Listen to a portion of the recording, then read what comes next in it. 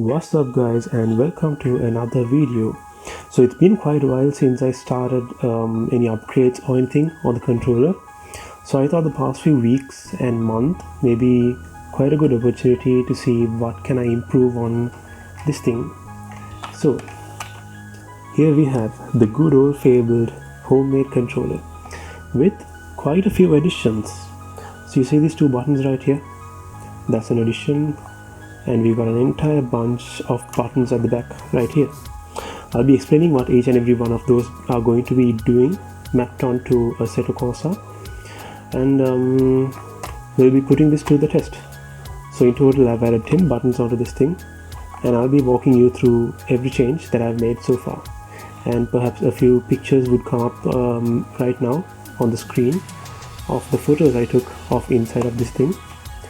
And quite messy, it's dusty from all the corrections I've been doing in this, but apart from that it was quite an interesting build.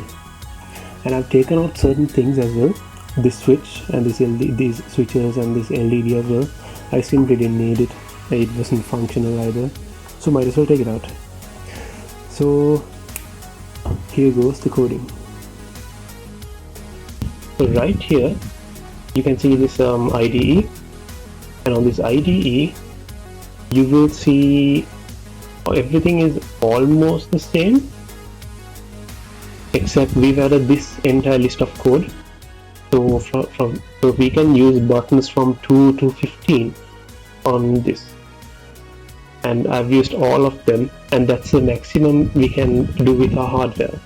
And I've used all the buttons possible physically on this Arduino micro, and all of these are the exact same thing as you saw in the first few videos. And this section is the same. Wait, the two buttons from here are the same, and these two are added for the software buttons 4 and 5, or else the pins 4 and 5 and software buttons 2 and 3. So those are the two buttons. Those will be the two buttons on these two right there. And you can also see I changed a bit of the code on 6, 7, 8 and 9 for those pins, and also 10, 16, 14 and 15. So that's going to be,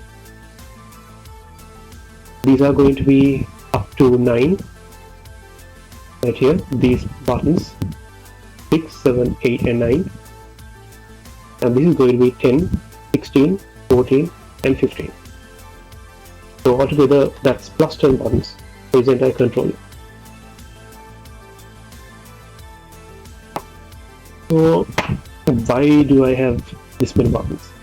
And I am just about to, so right now we have opened up Assetto Corsa, and this is one of my two main simulators, sims as in racing. One being 2013, F1 2013, and this. So for the main controls, for the steering I have set it as axis 1, which is going to be the right side joystick. You can see it right here, and I've set it to 360, which I find it's just more than enough. So throttle is the left joystick, same as before, and the brakes combined with it. And I put the clutch as well for the rotary variable resistor in the middle, and I'm using the handbrake as well, which is on the left with the vertical movement of the left side or the right side stick. And for the shifters, I've kept it the same way as before, buttons 1 and 2, top two blue buttons. And here is where it gets a lot more complex on the secondary. Now these are all the extra buttons that I had added. These 10: brake balance, turbo, pressure, traction control, ABS, and curves and DRS.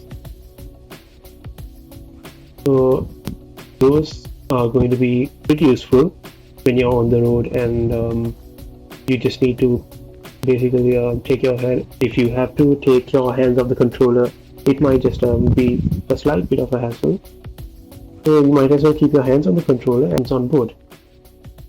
And I've made a few tweaks to the advanced settings, and I've set the steering settings gamma to 2. What it does is, so you see the slope, right? When I increase a certain gamma, it becomes a more exponential slope. So I did that to the steering, and what it does is it gives me low sensitivity near the center of the stick and high sensitivity at the corners. What I found out in the first few weeks of playing Assetto Corsa is that the steering, so this is of course made to be a simulator more than a game, and because of that, the steering tends to be very nervous in the middle of the controller settings, because I mean, of course, I can go only so far with the control design, and I turned up the filter all the way up. And what the filter basically does is, a filter is something like a damper which smoothens out uneven responses, which is going to be useful for, and the speed sensitivity to 0. Right. So what it does, though, so what the speed sensitivity does is, as you increase it, the faster you go, the less sensitive the steering becomes. So I've turned it 0, so I can get full lock to lock on the steering, so I can precisely know how much to correct oversteer and so on. Brake gamma to 0, and I've set this to combine with keyboard input, so I can just get more options. And of course, I've saved it, and that's about it. So we can go out and set a few laps and see what we can get.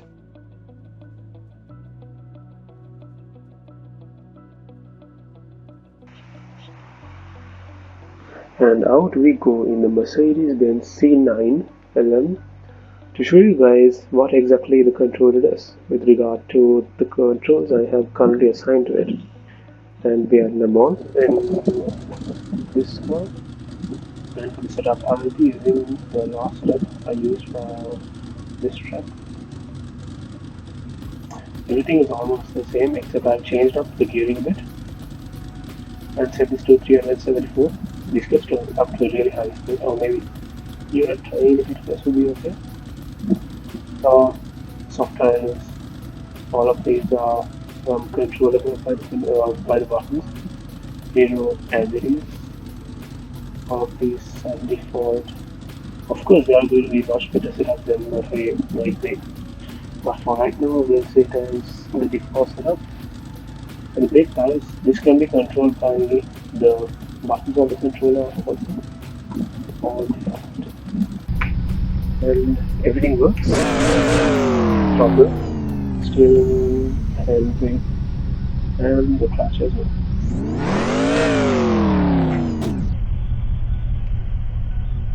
So I think we are ready to go.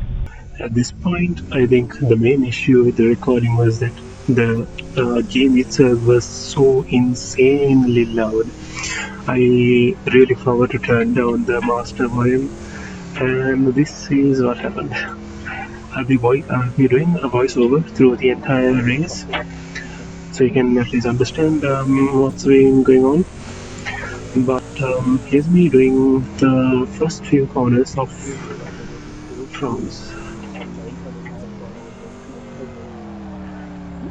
Going hella wide on that, and a whole lot of understeering to the exit of that. Being very sketchy with the first few laps of this. Lots of understeer on cold tires. And just about here, I cranked up the turbo to 100. The default setup was on 50, right now on 100. You can see the speed of climb being really high already, so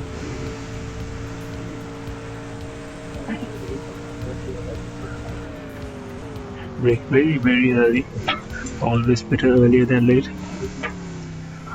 And just about negotiated the first corner of the straight.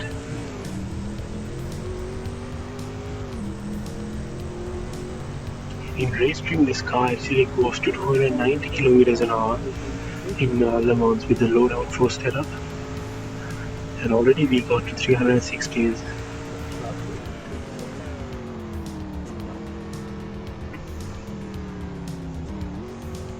There aren't exactly many situations where I would change the turbo adjustments and traction control and ABS all the time. But there are exceptions like, for example, GT class cars, where ABS and traction control are really essential and they will play a big part in how much you're going to get in lap times. Because in terms of traction control, there's something called slip angle, and your slip angle is going to decide how much of a rocket ship exit you're going to get out of the corners. And slip angle plays a lot in exit speed or GT cars, no, much less in Formula Series cars, but especially in GT. And they end up being faster with traction control on, opposed to the stereotypes that say that traction control slows you down a lot. And with turbo, the turbo is going to be really useful in situations like this. If you want like qualifying trim, you might go with like a really high turbo setting. And if you want to race like endurance, you might drop down the turbo a few notches. Once again, entirely depends on the context.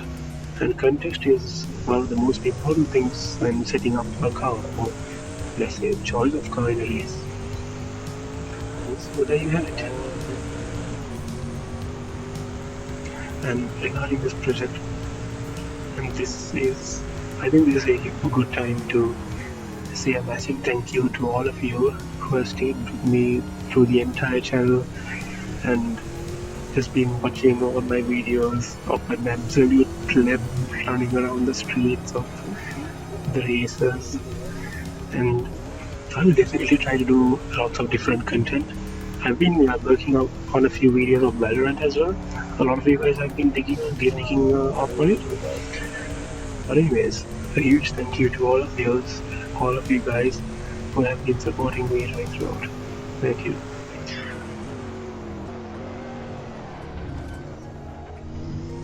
You can ignore my exquisite driving skills. Signing out. Here's our listener.